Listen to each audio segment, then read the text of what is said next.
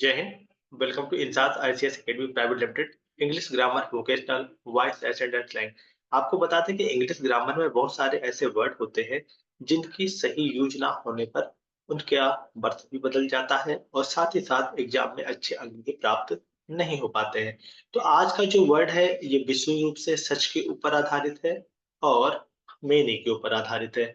तो English grammar vocational voice accent and slang में ऐसे बहुत सारे वर्ड बताए जाते हैं जिनको सही तरीके से सीख कर आप अपनी स्पोकन स्किल को भी बढ़ा सकते हैं और साथ ही साथ एग्जाम में भी अच्छे अंक प्राप्त कर सकते हैं। तो आज का जो वर्ड है ये विशेष रूप से मेनी और सच पर आधारित है। अब इसमें आर्टिकल का यूज कैसे किया जाता है इनको बहुत अच्छे से समझिएगा। ये मेनी मेनी का मतलब होता है बहुत। अगर हम इसकी हिंदी निकालते हैं तो इसकी हिंदी होती है बहुत या बहुत सारे। सच का मतलब अगर देखा जाए तो इसकी हिंदी होती है इस प्रकार, लेकिन यहाँ पे अगर हम किसी भी सेंटेंस को यूज करते हैं तो उसको हम कैसे इस्तेमाल करते हैं या कैसे यूज में लाते हैं इनको अच्छे तरह से आप समझिए। खास करके मेनी के साथ आर्टिकल का क्या यूज है या सच के साथ आर्टिकल कैसे लगाया जाता है, इन दोनों बातों को अच्छे से समझिए और एग्जाम्पल के माध्यम से समझने की कोशिश भी कीजिए। मेनी खुद में एक प्लूरल वर्ड होता है, मतलब मेनी खुद में एक बहुवचन शब्द है। लेकिन अगर कभी भी मेनी के बाद ए या एन आर्टिकल आता है तो इस मेनी को हम सिंगुलर मानते हैं। ये चीज हमेशा याद रखिएगा। मेनी खुद में एक प्लूरल वर्ड है, लेकिन अगर मेनी के बाद कभी भी किसी भी सेंटेंस में ए या एन आता है तो ऐसे में मेनी को सिंगुलर माना जाता है। और जब मेनी को सिंगुलर माना जाता है तो इसके बाद आने वाले जितने भी नाउन होते हैं वो हमेशा सिंगुलर फॉर्म में ही लिखे जाते हैं। और जब नाउन सिंगुलर फॉर्म में होगा तो आगे आने वाली वर्ब भी सिंगुलर फॉर्म में होती है। तो यहाँ पे ये चीज को बहुत अच्छे से समझिए, क्योंकि अगर आपने इस सेंटेंस को नहीं समझा तो हर तरह के सेंटेंस में आप गलतियां करेंगे और आपके अच्छे अंक प्राप्त नहीं हो पाएंगे। तो मेनी खुद में एक प्लूरल वर्ड है, लेकिन मेनी के बाद कभी भी किसी भी सेंटेंस में अगर ए या एन आर्टिकल आता है तो मेनी को सिंगुलर मान लिया जाता है। अगर ए या एन आर्टिकल आएगा तभी ये सिंगुलर माना जाता है। और ऐसी कंडीशन में इसके बाद आने वाला जो भी नाउन होगा वो हमारा सिंगुलर होगा और जो भी वर्ब आएगी वो हमारी सिंगुलर आएगी। तो many a boy was going there.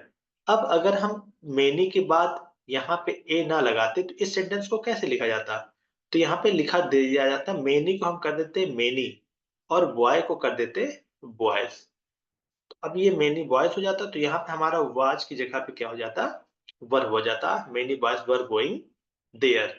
तो सेंटेंस को एक बार फिर से समझने की कोशिश कीजिए। अगर मेनी के बाद कभी भी ए आता है या एन आता है तो इसके बाद आने वाला नाउन भी सिंगुलर हो जाएगा। क्यों? क्योंकि मेनी के बाद जब ए आता है तो ऐसी कंडीशन में मेनी हमारा प्लूरल जो वर्ड है वो सिंगुलर मान लिया जाता है और इसके बाद आने वाला नाउन भी सिंगुलर होगा, इसके बाद आने वाली वर्ब भी हमारी सिंगुलर होगी।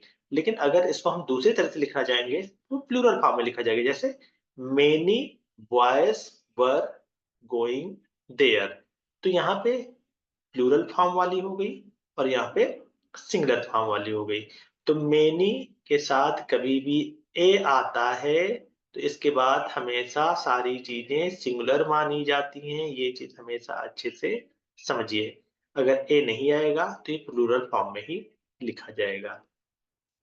ठीक इसी प्रकार से सच की बातों को समझिए। सच का मतलब होता है इस प्रकार या ऐसा। इसको हम ऐसा भी लिख सकते हैं, ऐसी बात नहीं है, ऐसा भी लिखा जाता है। ठीक है। अब इसको एग्जाम्पल के माध्यम से समझते हैं। I have never seen such a. अब देखिए सच के बाद यहाँ पे ए आया है तो इस वजह से यहाँ पे इसका मतलब क्या हो जाएगा? ऐसा। तो मैंने ऐसा खूबसूरत स्थान पहले कभी नहीं देखा है। तो यहाँ पे सच का मतलब ऐसा या इस प्रकार होता है। लेकिन खास करके सेंटेंस में जब इस तरह की चीजों को यूज किया जाता है तो हमेशा इस चीज का ध्यान रखिएगा। यहाँ पे आर्टिकल ए और एन बताया जा रहा है। ए का यूज हमेशा कॉन्सोनेंट के पहले किया जाता है, ये कल ही आपको बताया गया है।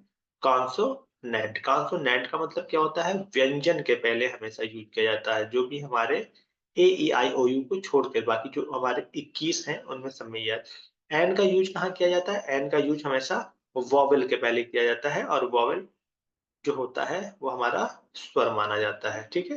तो इस वजह से हमारा वोवेल और कॉन्सोनेंट दोनों का कॉन्सेप्ट है।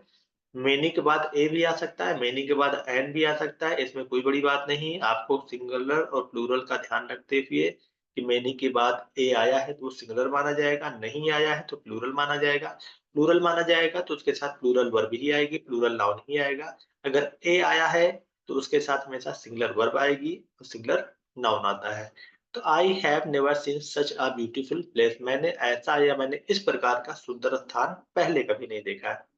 तो यहाँ पे बताने का जो मेन मकसद है वो ये है कि मैनी के बाद कभी भी किसी भी सेंटेंस में ए या एन आर्टिकल आएगा तो ऐसे सेंटेंस को सिंगुलर माना जाता है, और अगर ए या एन आर्टिकल नहीं आता है तो ऐसे सेंटेंस को हमेशा प्लूरल माना जाता है। जैसे यहाँ पे अभी आपको बताया गया है कि many a boy was going there. अब इस मैनी अ बॉय को हम कैसे लिख सकते हैं प्लूरल फॉर्म में? Many boys were going there, ये चीज हमेशा याद रखिए, वर गोइंग देयर। तो इस प्रकार से क्या हो जाएगा, आपका सिंगुलर और प्लूरल दोनों सेंटेंस लिख सकते हैं। समझ में आने वाली बात ये है कि मेनी के बाद अगर ए या एन है तो सिंगुलर, और नहीं है तो उसको प्लूरल माना, क्योंकि मेनी खुद में एक प्लूरल वर्ड माना जाता है। इस वजह से मेनी और सच के साथ हमेशा आर्टिकल का यूज किसी भी सेंटेंस के बीच में किया जाता है, और इस प्रकार से आप अपने सेंटेंस को इम्प्रूव कर सकते हैं। तो आज English grammar vocational voice asset and slang में यहीं तक। मिलते हैं नेक्स्ट सेगमेंट में नए तथ्य और नए विश्लेषणों के साथ। तब तक के लिए INSAS ICS academy private limited की तरफ से जय हिंद, जय भारत।